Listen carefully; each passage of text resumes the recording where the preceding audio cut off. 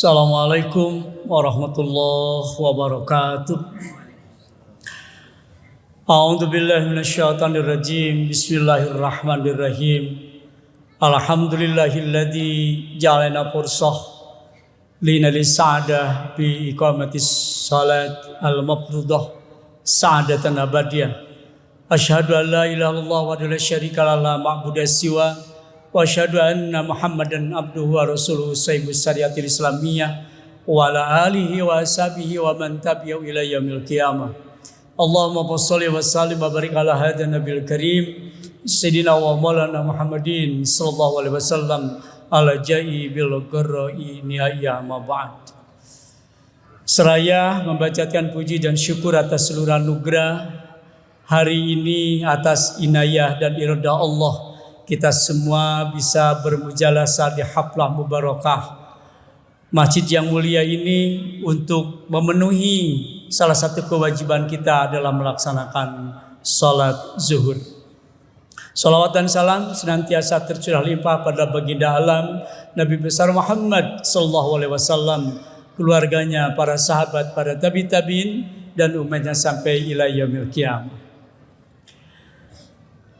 Saudara-saudara yang mulia, hidup ini adalah butuh sebuah keseimbangan dan kesetimbangan antara lahir dengan batin, antara urusan dunia dan urusan akhirat.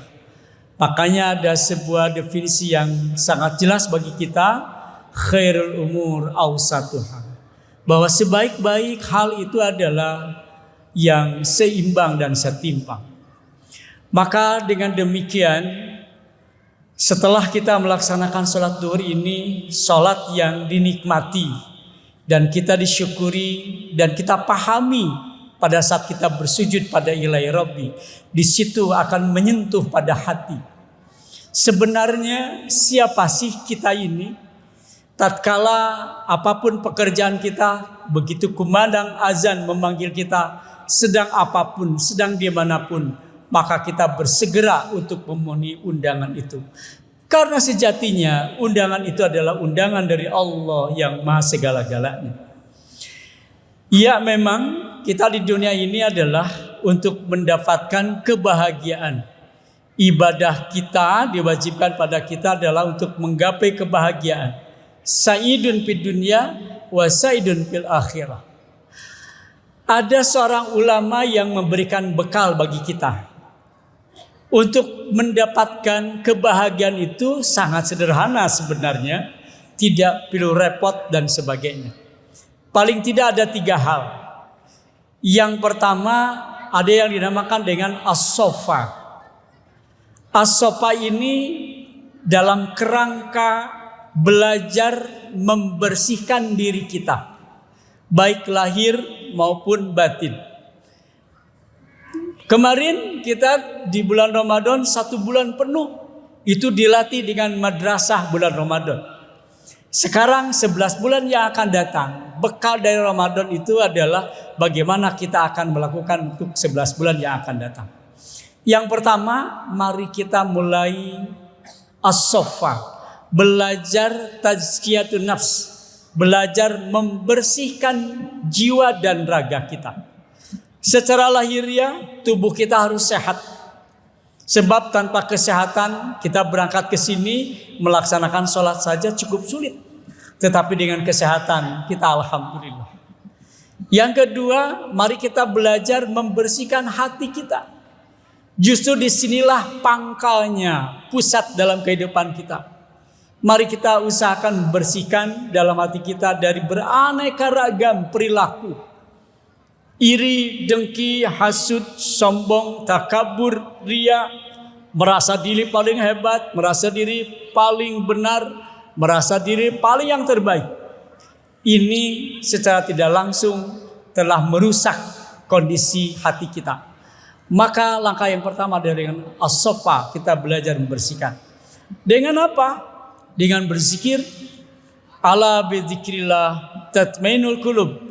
Ingatlah dengan zikir kepada Allah, hati akan tenang. Dengan sholat wajib, dengan sholat sunnah, dengan membaca Al-Quran, dengan zikir-zikir yang lain. Ini perlu dilatih dan perlu dibiasakan. Yang kedua, ada yang namanya adalah, tadi yang pertama adalah as-sofa, yang kedua al-wafa. Antara ucapan dengan perbuatan kita harus belajar seimbang.